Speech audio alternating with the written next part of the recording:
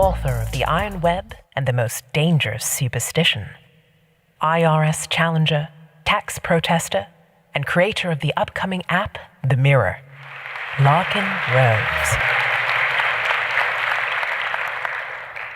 I'm going to start with a disclaimer. This week I've heard a lot of people talk about nonviolent communication and compassionately talking to people, and I talked about that in my seminar that I did a few days ago. And I just want to warn you that this morning I'm going to be abrasive and offensive and say swear words. Now that might lead you to assume that I disagree with all those people who said those other things, and I actually don't. And so I hope you're not so offended that you run out of the room before the end, because then I'm going to explain why I'm happy that different people use different approaches. Voltaire is quoted to have said that if you want to find out who rules over you, find out who you're not allowed to criticize. And most Americans these days will say, well, sure, that applies to tyrannical regimes and stuff, but here, we're allowed to criticize anybody we want. We're allowed to say bad things about the people in power and stuff like that. And to a certain extent, that's true. For the most part, you can bash the control freaks at the top of the authoritarian empire, and they won't kill you. Every once in a while they will, but usually they won't. However, there is a form of censorship that is more effective and more insidious than old-fashioned state brutality of you criticize us, so we're going to beat you up. And that is the censorship that comes from people censoring each other, from people being indoctrinated to a point where they don't allow others' opinions that clash with things that they were trained to think and assume and basically worship. And I think a good measure of what people dare to say, what people dare to discuss, and sort of the limits of what you're allowed to say in polite company or even impolite company is the way comedians talk, because a lot of comedians go out of their way to be edgy and push the envelope and be as offensive as possible to make people laugh.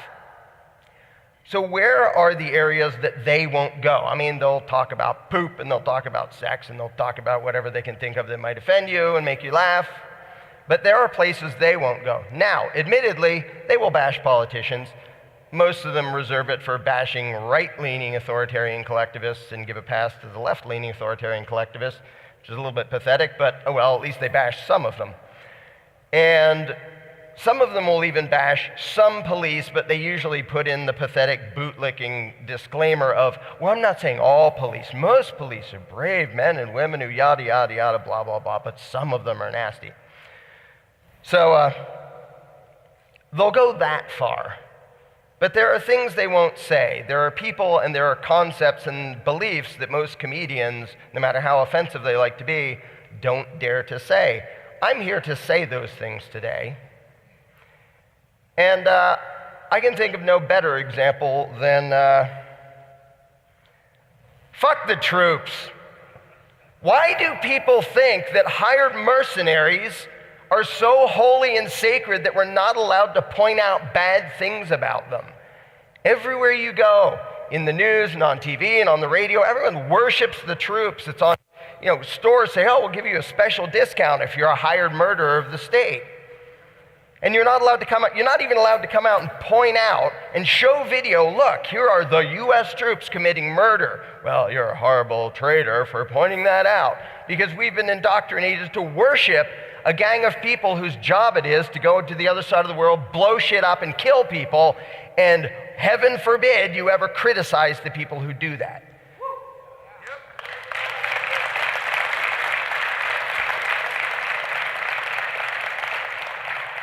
And imagine if they did that here. So much of statist mythology and statism, if you apply it in any other context, you can see that it's utterly insane. For example, somebody says, hey, yeah, I work hard to protect you. Okay, what did you do? Well, there was a bad guy the next neighborhood over. Oh, and you went and stopped him? Yeah, well, how'd you do that? Well, we strafed the neighborhood with bullets for about a month. We dropped several tons of bombs on it. We killed 200 or 300 civilians, but we got the bad guy. Now, who would say, wow, thank you for your service. Thanks for protecting me. Nobody. We'd say, you're a fucking lunatic. Stop doing that.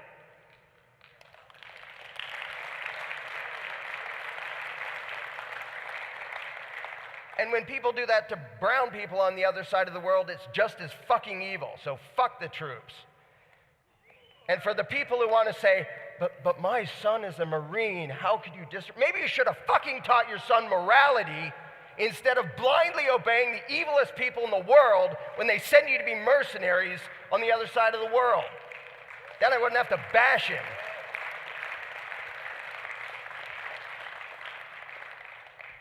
But they're fighting for our freedom.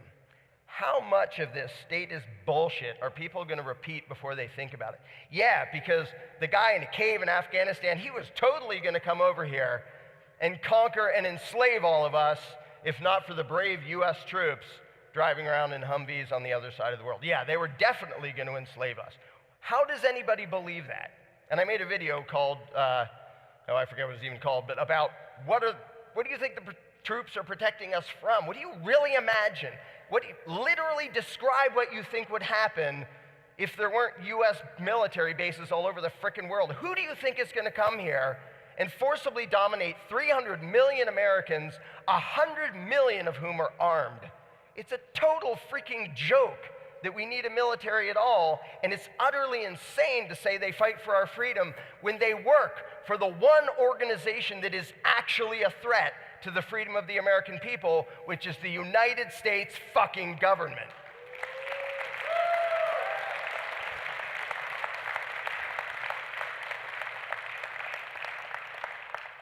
And as many people have pointed out, if the troops were actually interested in defending our freedom and in upholding their oath to defend the Constitution from all enemies, foreign and domestic, they would all be invading D.C. I can't believe he would criticize the troops like that. They are out fighting for freedom and spreading democracy. Well, since that came up, fuck democracy.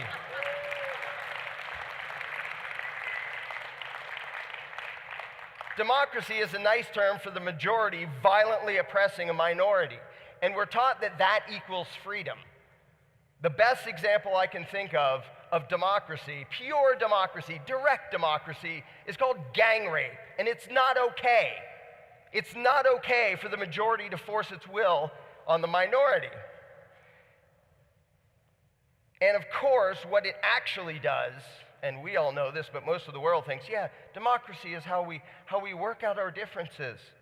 Democracy is what keeps us at war with each other. It keeps us clamoring to government, please force my neighbors to fund what I believe in. Force them to behave the way I want them to behave. Meanwhile, the neighbor is saying, no, force him to be what I want him to be.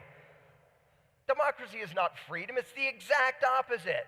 It makes perpetual warfare, and it always will.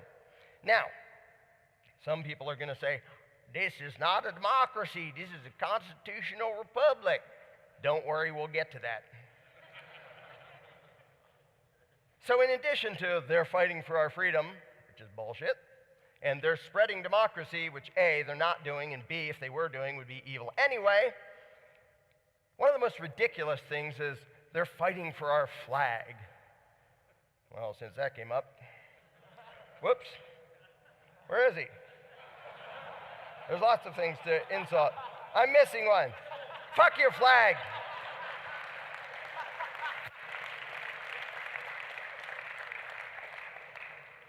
What? He's insulting Old Glory, Stars and Stripes? Yeah, I am. Do you have any frickin' idea what it is you're worshiping? Well, to me, it represents freedom. Well, to me, it represents tuna noodle casserole. But what does it actually represent? If it represented freedom, would it be flying in front of every office of the biggest extortion racket in the world, the IRS? No. Is anybody who says it means freedom complaining about that? The fact that it flies in front of every DEA office, ATF office, the TSA, it's on all their uniforms, the US military, it's on their uniforms. Does anybody point out, why is it that the oppressors of the US and the world wear the symbol of freedom on their uniforms? Because it's not the symbol of freedom. What is it? I'll give you a hint. It's a hint you've heard about 7 bazillion times. I pledge allegiance to the flag of the United States of America and to the republic for which it stands. A republic is a ruling class. When you pledge allegiance, you are swearing loyalty to your political masters. It doesn't have a goddamn thing to do with freedom. It has to do with Stockholm Syndrome and swearing allegiance to a bunch of control freaks. That's what the flag means. That's what the flag actually represents. It means the territorial jurisdiction of a ruling class. Fuck your flag.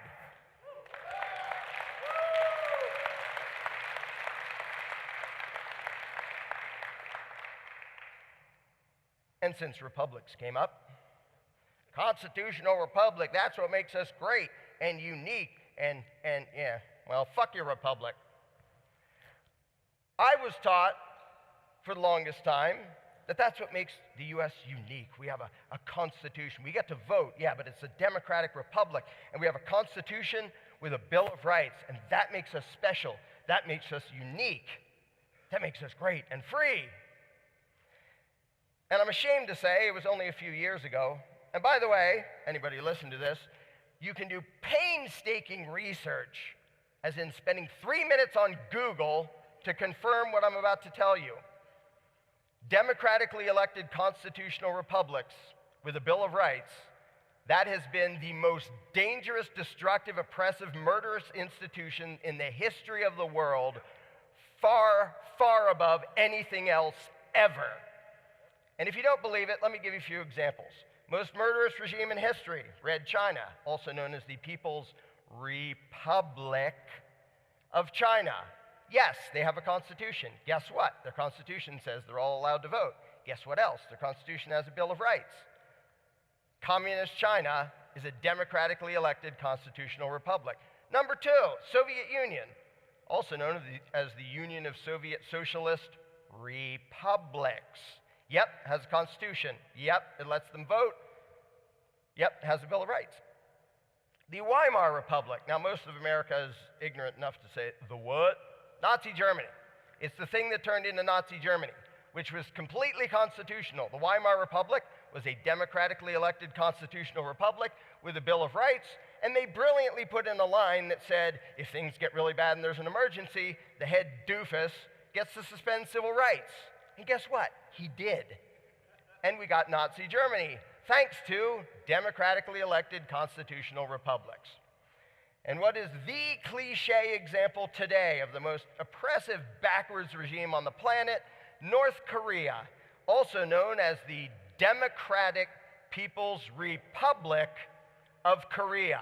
Look up the frickin' Constitution. Yes, they have one. Yes, they're allowed to vote. Yes, they have a Bill of Rights. No, it didn't do them any fucking good.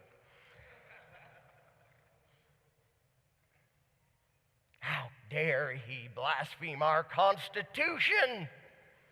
People talk as if it's actually sacred, and it demonstrates the fact that statism really is a religion, and it really has dogma that people aren't allowed to think about, they're not allowed to question.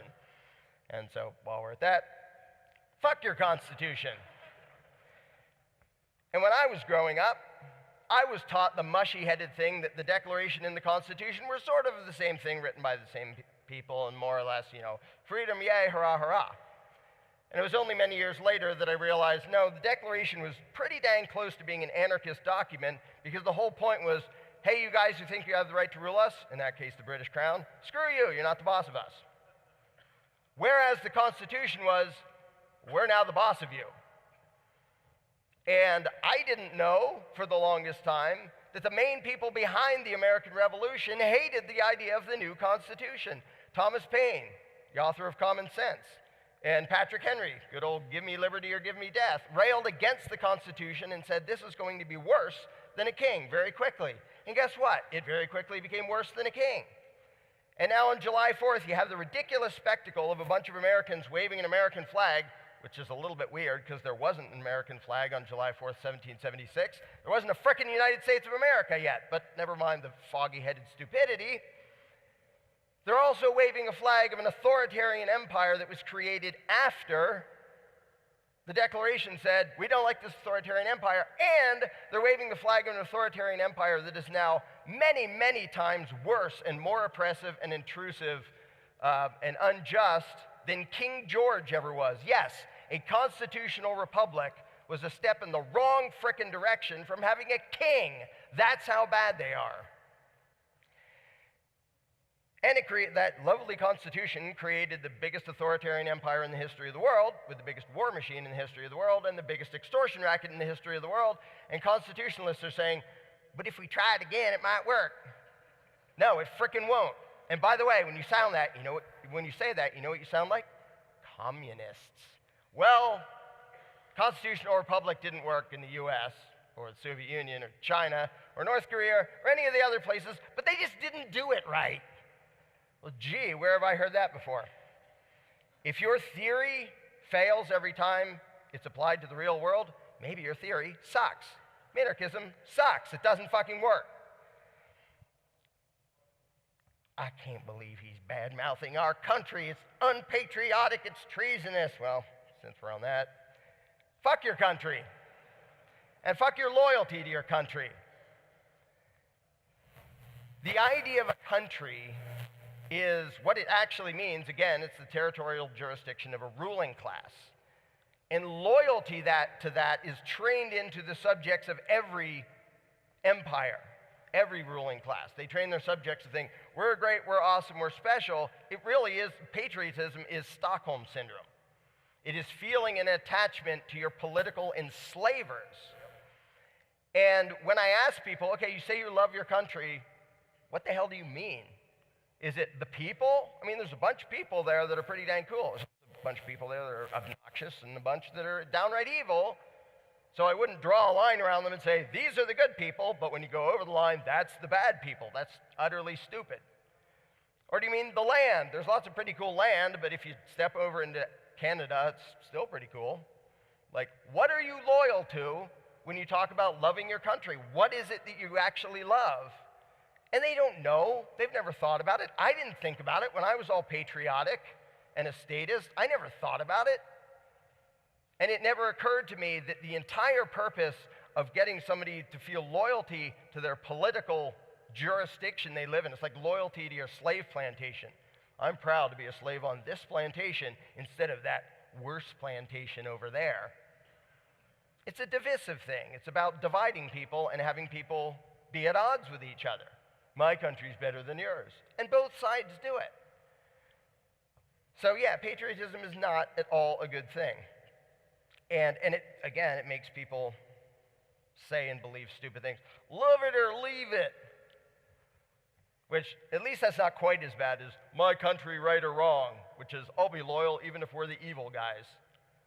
Like, okay, so people don't say that much anymore, but they do say love it or leave it. Well, do you apply that to like your car and your house? Hey, dude, nice car, but your left rear wheel, it needs air. If you don't like it, you can get out. How about if somebody points out evil shit going on in your country, you try to fix the evil shit instead of bitching at the one who pointed it out? But no.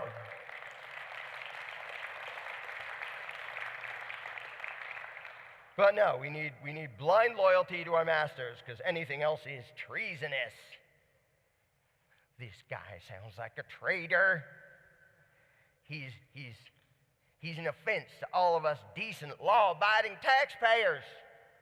Well, since that came up, fuck law-abiding taxpayers.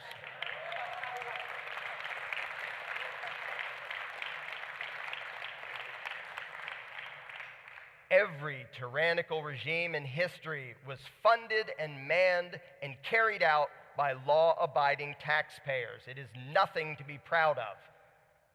And people don't even think about the terms they use. Law-abiding. That doesn't mean good. It means you're doing whatever the hell the politicians tell you to. Taxpayer. That doesn't mean you give your money to good things. It means you give your money to politicians. It is the essence of Stockholm Syndrome to be proud to say, I do what the politicians tell me and I give them my money. And that's what law-abiding taxpayer means. Every regime, every army, government doesn't create any wealth, it steals it. It steals it from law-abiding taxpayers. Now, I can sympathize with people who get robbed and out of self-preservation go along and they give, they hand over money, like, the victim of a carjacker. If a carjacker steals your car and you give them the keys to avoid getting your head blown off, it doesn't mean you advocate carjacking.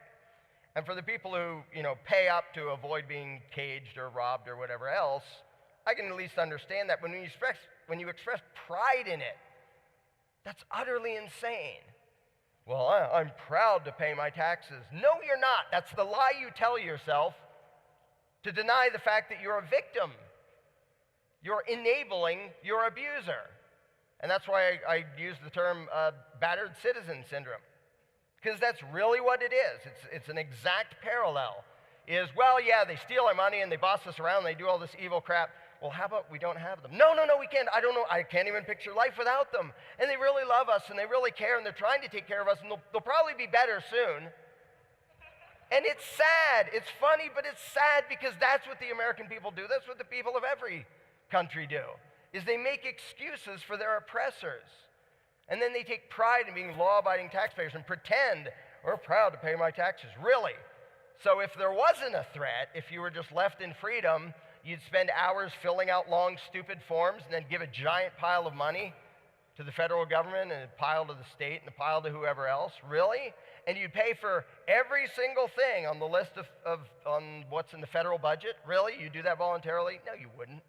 You're lying to yourself and you know it. Even if there's some things that you would fund voluntarily, first of all, the government version is always idiotically inefficient and corrupt. But even if there's some things like, roads, I wouldn't mind paying for roads. Cool. What do you mind paying for? Everybody has things that the government does that they don't like, which means everybody who pays taxes doesn't really want what they're forced to pay for. So to pretend I'm proud to pay my taxes, it's sad. It really is an expression of Stockholm Syndrome that I'm going to pretend that I'm going along with this. I'm going to pretend that I like this while I'm being abused because it's too embarrassing to say, yes, I'm a pathetic victim who lets my abuser do whatever the hell he wants to me. And I do nothing to resist, not even speak out, not even condemn his actions. And that's what it is to express pride in being a law-abiding taxpayer. It's to express pride in being a slave, and that's just sad. So yeah, fuck the troops, fuck democracy, fuck your flag, fuck your republic, fuck your constitution, fuck your country, and fuck law-abiding taxpayers. Now, I would like to do a drastic downshift. Put something more pleasant up there. A lot of people, if they heard this rant, or if they read some of my articles or saw some of my videos, one being Message to the Voting Cattle, which is almost as rude as this talk today, but not quite. A lot of people who believe what most people believe and have been taught to respect law and authority and yada, yada, yada, and have been trained into statism will respond to this by saying, he's so hateful and he's so intolerant and it's so divisive. And that shows just how profoundly warped their perception of reality really is. And I can understand why it sounds like I spend so much time being against things, because I am against things. But the reason I'm against things is not from hatred. It's not from intolerance. It's not from trying to be divisive. It's the exact opposite. Government and the belief in authority and democracy and all the things I was talking about, those are based on hatred and intolerance. The word tolerate doesn't mean you like it, doesn't mean you approve of it. It just means you allow it to exist. Nobody who votes for a political master is tolerant. Nobody.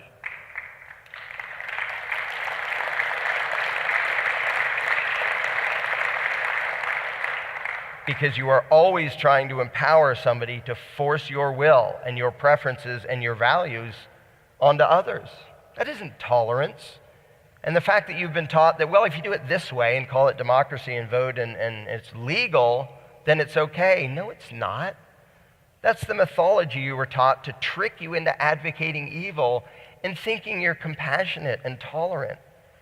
And it's mostly the political left that loves to wear the label of compassionate and tolerant. And I love to point out to them, yeah, you're caring and you love other people and you voted Democrat and you like the welfare state. And so you're some of the people who voted to have me put in a cage for a year for not paying tribute to your political masters.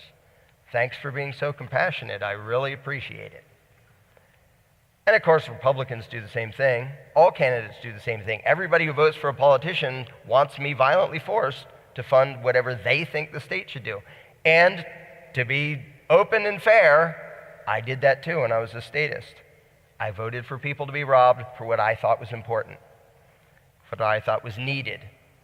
Meanwhile, I would bash them for trying to vote for people to rob me for what they thought was needed, because I was a total freaking hypocrite, as every single statist is.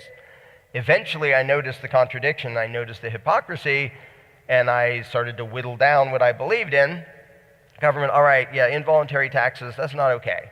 And it can't really have a monopoly, because if somebody else says, well, I'll exercise the right of self-defense for you for a fee, you know, they have the right to do that. So it doesn't have a monopoly, it doesn't have a territory, it doesn't have, and I whittled away and said, there, now I have the ideal government, and said, that's not government. I whittled off all of the things that made it count as government, and then I realized I don't believe in government anymore. I can't. It's impossible for it to be legitimate and moral. Now, I talked before at the beginning about how a lot of people, including me at other times, want to be gentle and invite people to think about concepts, and they say, like, don't be offensive and don't offend people. I'm really glad to have a bunch of people doing it different ways, and I do it different ways myself. So I don't at all think everybody should do it the way I'm doing it. No, everybody should do it whatever way they think is best, whatever way they're best at, and whatever gets the best results.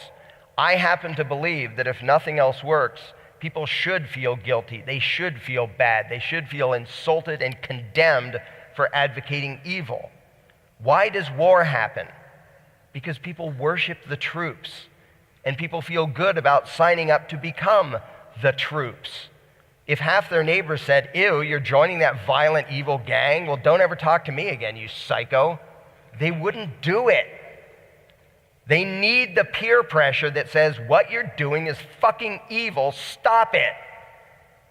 And if you can gently talk them into that beforehand, outstanding, then I don't need to offend them.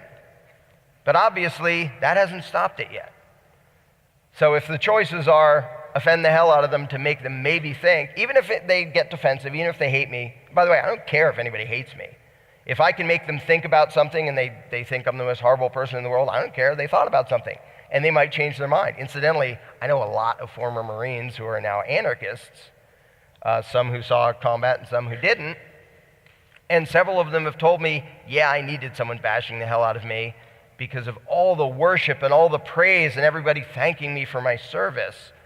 And now I know a bunch of former military people who are embarrassed as hell when somebody thanks them for their service. Like, who do you think I served?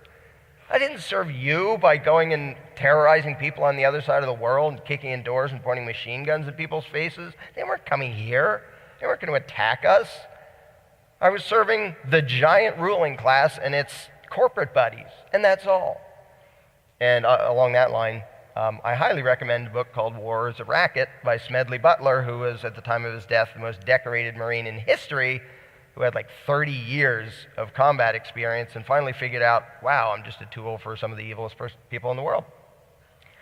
So sometimes I point to that because people say, well, if you haven't served, you can't criticize.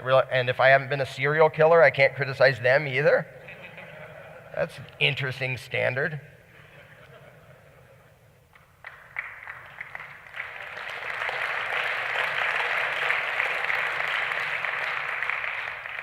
But these things that are felt sacred by people, the Constitution and the flag and yada yada, everything I just went out of my way to insult, that is the mind control, that is the indoctrination that is necessary for evil to continue, and it's why I bash it. You know, the whole notion of nationalism, and like my country's better and your country's that. You can't get giant groups of people to have wars with each other unless you fabricate a distinction. This is team A, this is team B. You know, imagine there aren't national boundaries and people are living their lives and somebody says, we really need to like go kill the people that live on the other side of the world. You say, what? What are you talking about? Like, instead of, well, we'll draw a line around them. That's called Russia. This is called the US. These people should all be scared of those people. Meanwhile, their ruling class is saying, these people should all be scared of those people. Nationalism is totally a divide and conquer tactic. Everything government does is based on fear and hatred and intolerance and divisiveness. They can't function any other way. Who the hell would say, yes, you can have power over me, if the guy didn't first say something really, really scary is going to happen unless you give me power over you? They have to keep us afraid. Who the hell it would feel like, we're safe, we're happy, everything's going fine. You know what we need is a big, violent, dominating psycho stealing our money and bossing us around. And so government and the belief in authority, that is what is intolerant. That is what is hateful. And here's the part I don't usually talk about, and I should more often. It's more fun to just rant and rail. First of all, what I hate is not the people. It is the ideas. It is the insane superstition of authority and government and all that goes along with it, all the political mythology we were taught. Why I bash those things? Yes, I'm very much against those things. But why? Why bother to be against them? I bash those things. I spend my whole life bashing those things in one way or another, not because I hate those people, but because I love humanity.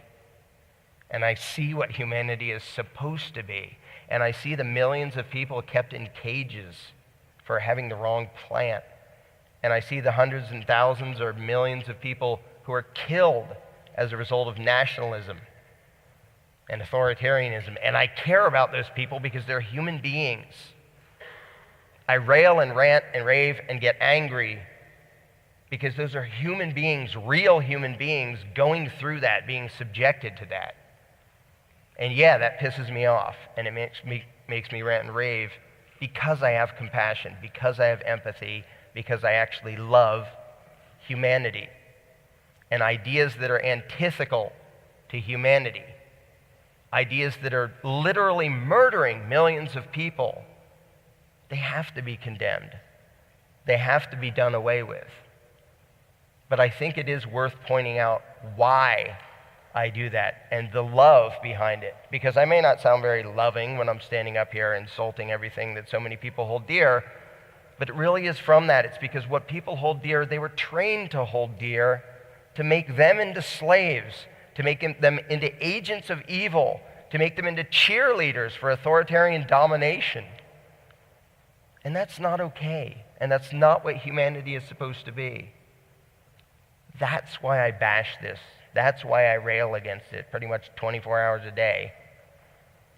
Because I know what humanity is supposed to be. Because I can imagine a world of peaceful coexistence, like we all can. And because I see what we have instead, and it's evil, and it's horrendous, and it has to change. I bash authoritarianism because I love humanity. That is why I insult people's bad beliefs. That is why I'm an anarchist. Thank you.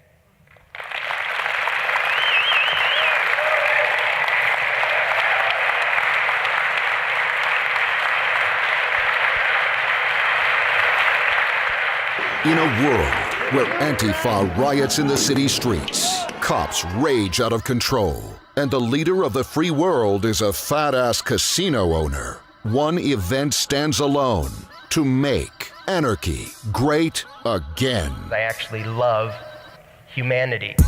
That is why I'm an anarchist.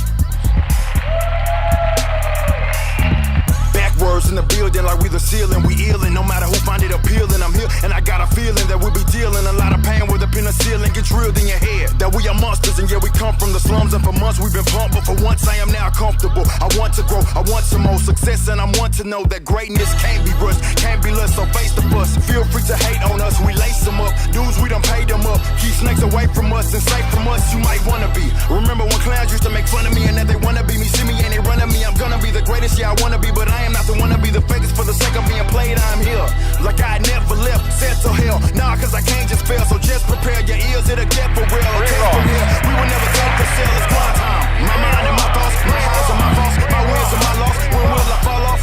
It's a chance for me. You are now listening to Veracity.